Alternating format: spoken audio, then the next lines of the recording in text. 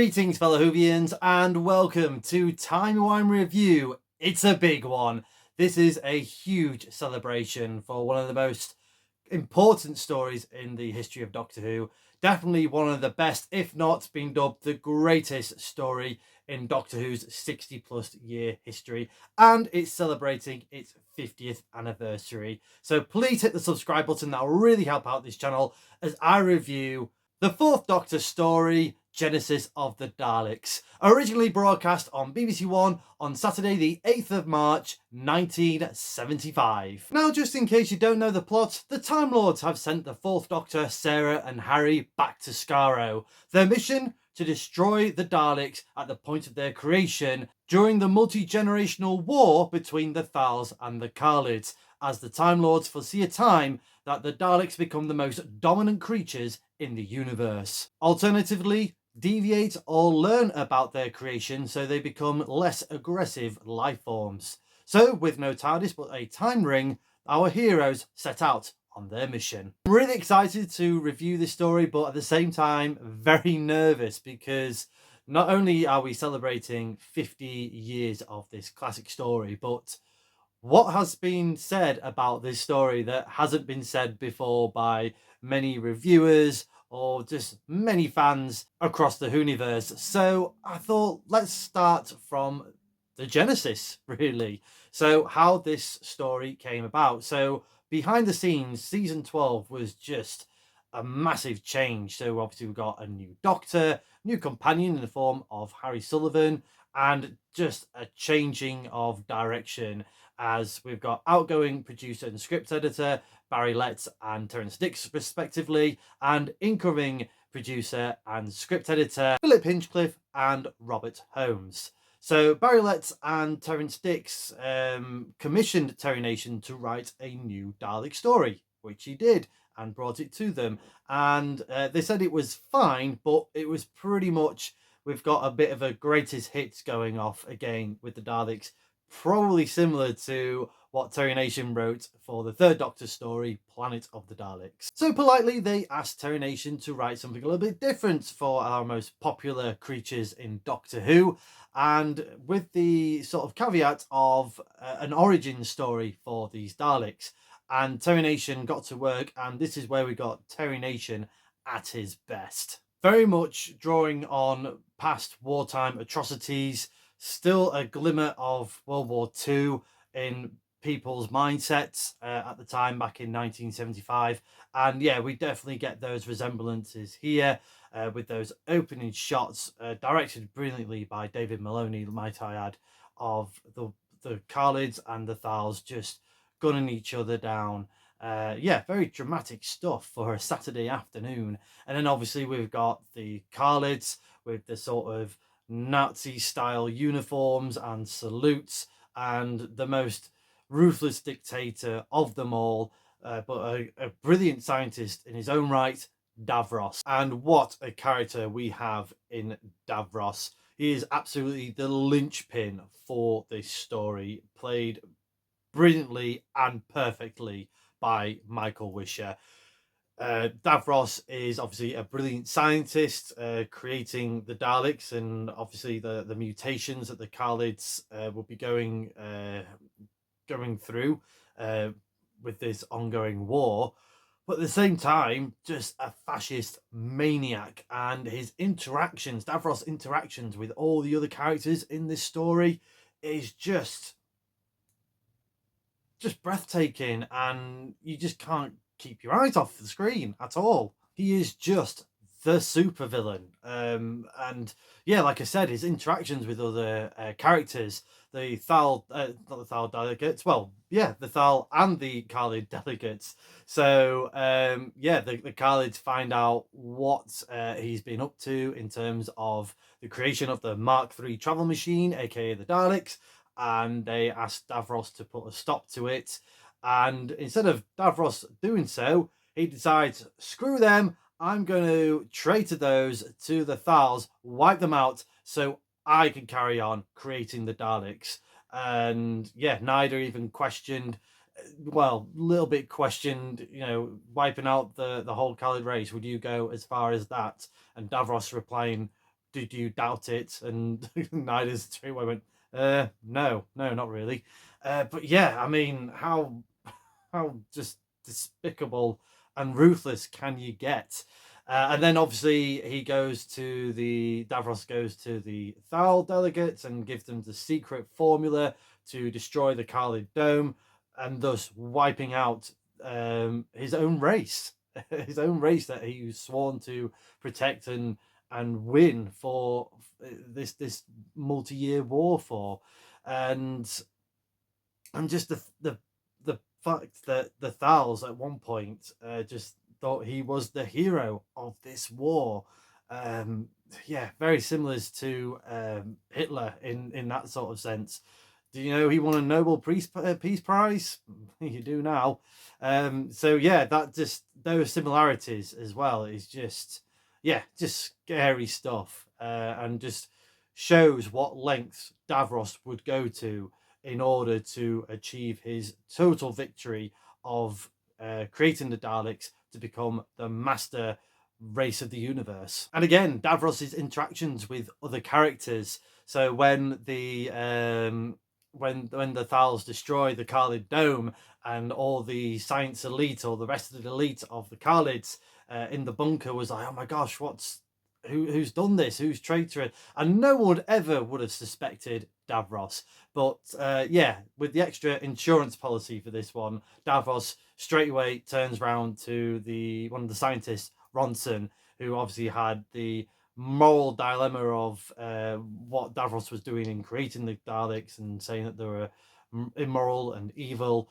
And yeah, I love that he gives the line, Davros gives the line of the foul traitor, Ronson, the Khalid spy, Ronson. I love it. And Ronson's reaction is like, no, please, it wasn't me. And then Davros setting the Daleks onto him, shouting out, exterminate. Just a classic scene. And yeah, I just love that delivery from Michael Wisher there. And also later on, the barbs between Davros and Garman. Again, a wonderful actor. When Garman was doing a bit of a revolt or a mutiny against Davros and trying to get all the elite and the military together to basically stop the Dalek project. And yeah, Davros just played it all up, biding his time for the Daleks to come back from wiping out the Thals or trying to wipe out the Thals.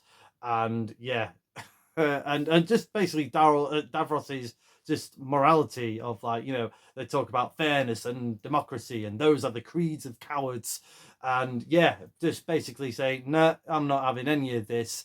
I will go on. And just Garman delivering that wonderful line, you are insane, Davros. Love it. It's so good. And then he's like, well, I've got the ace in the pack, my Daleks, exterminate, and just wiping out all the military elite and the scientists who were against Davros.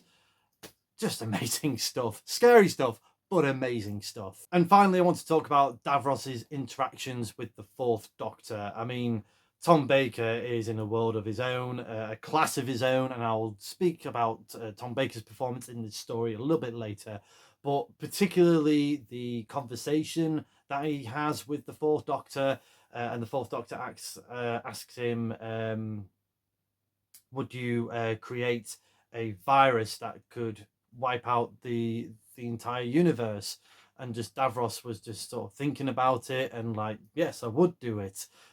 Even though the Fourth Doctor was trying to get Davros to, why don't you do something for good? Why don't you be remembered for that instead of, unleashing this evil on the universe? And Davros very quickly just moving on to another sort of subject and just denying the Doctor just outright that the Daleks are not evil. They are for good.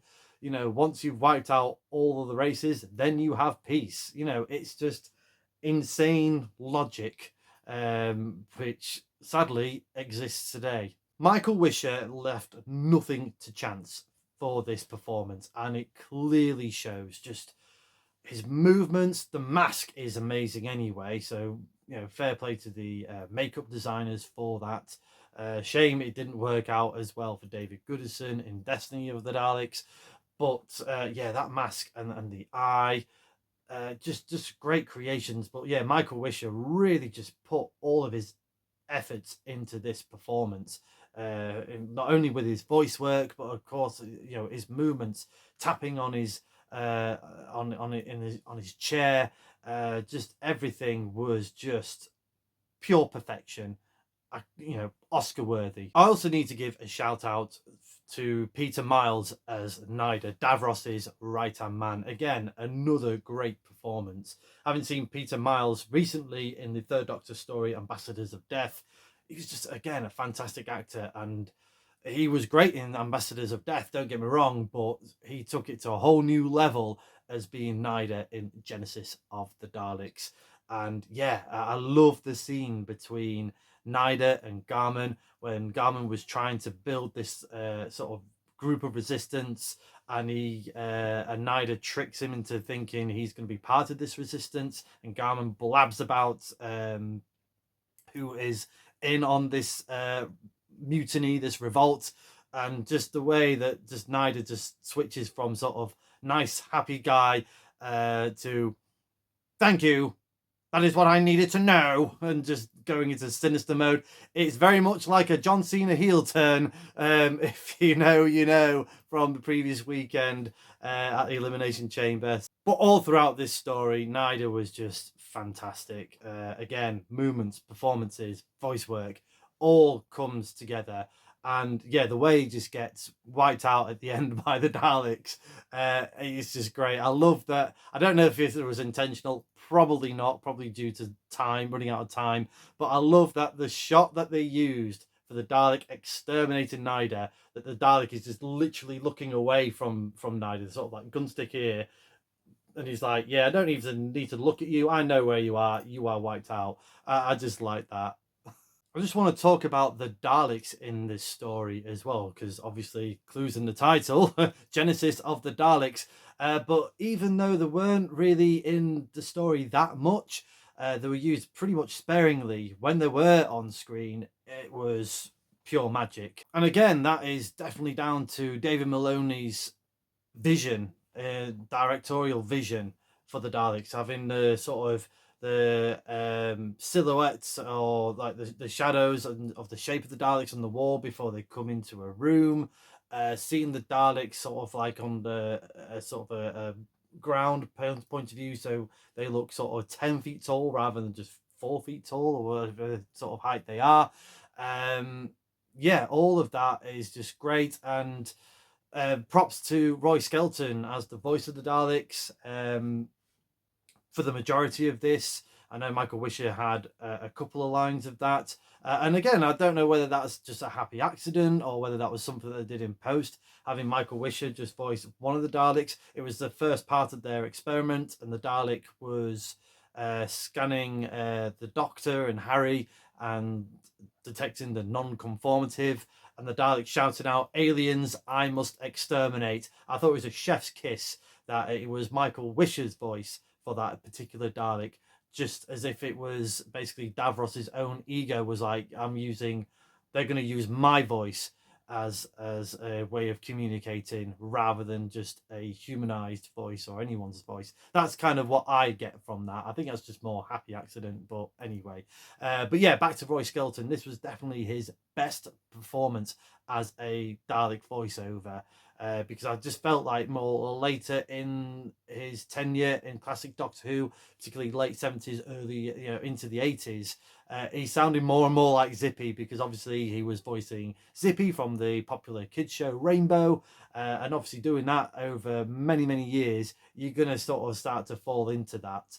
But here it was kind of like pre-Zippy, and yeah, he just sort of sold it really. There are no bad performances from any of the guest actors or actresses in this story.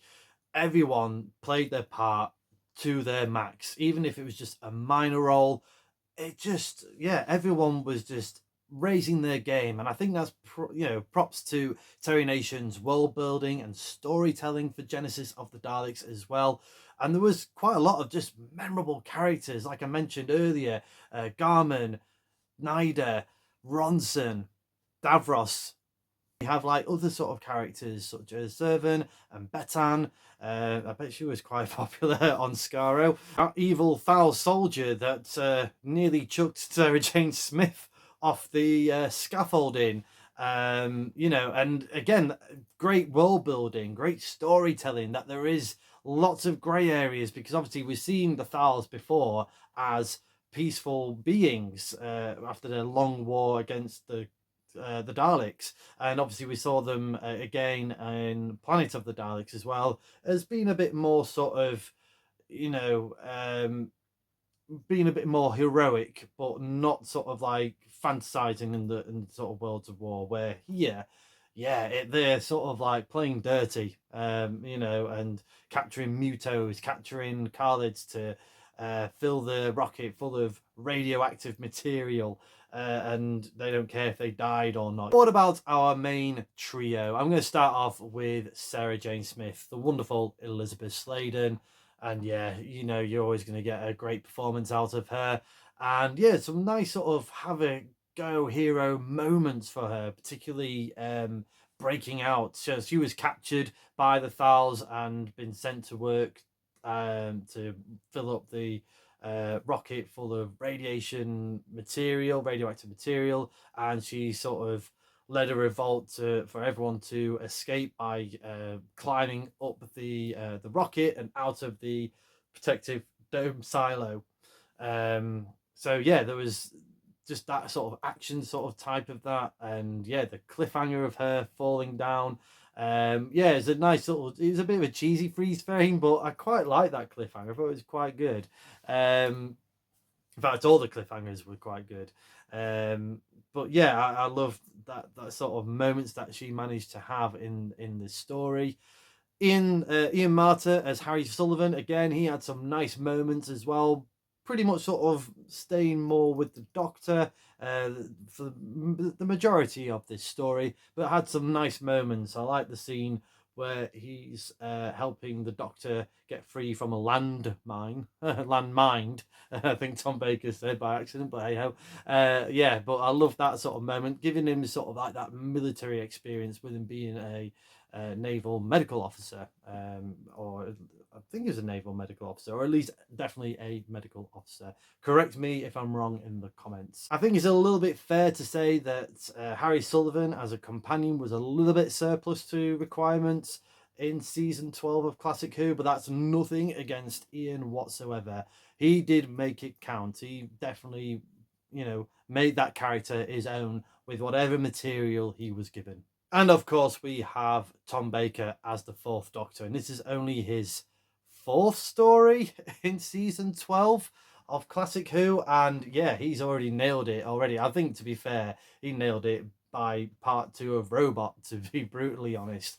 But yeah, here, you know, I think he knew how good of a script that he got for Genesis of the Daleks. And yeah, all of that Fourth Doctor charm that we grown to love and know and love in Tom Baker's era and beyond is all here, all on show for Genesis of the Daleks, from the starting point of him arriving on Skaro and talking to that Time Lord, all the way to the end where he's having that chat with Davros, and the whole "do I have the right" speech, you know, where he has that moral dilemma of whether to destroy the Dalek incubator room, and if he does do that, you know, he's no better than the Daleks, and you know, other planets, other races banded together and put their differences aside because of the threat of the Daleks. You know, all of that speech, and obviously the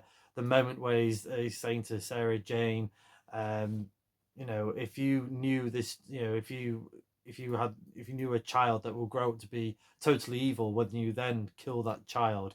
And Sarah's reaction to that of like, yeah, but we're talking about the Daleks, you know. Yeah, he to be honest, Tom Baker sold me on that argument.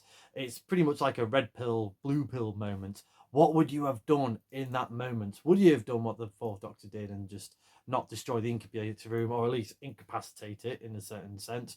Or would you wipe out that race, but not knowing the actual consequences of wiping out that race? I could go on and on talking about this story. I feel like I'm probably only barely scratching the surface, but obviously we could be here all day, all night, talking about this particular story. So let's wrap up. Really, I'm going to give Genesis of the Daleks a TARDIS rating of 10 out of 10. A first for this channel. I don't think I've ever given any stories a 10 out of 10 before. It is just brilliant, even though we've got like that, questionable cliffhanger from part 5 with the Doctor being strangled by just meat and other bits and bobs that should have been a Dalek mutant. And obviously we got some giant clams that poor Harry had to deal with. It doesn't matter. It really doesn't matter, because like I said, this talking point that I've already mentioned here, it can, it just captures your imagination.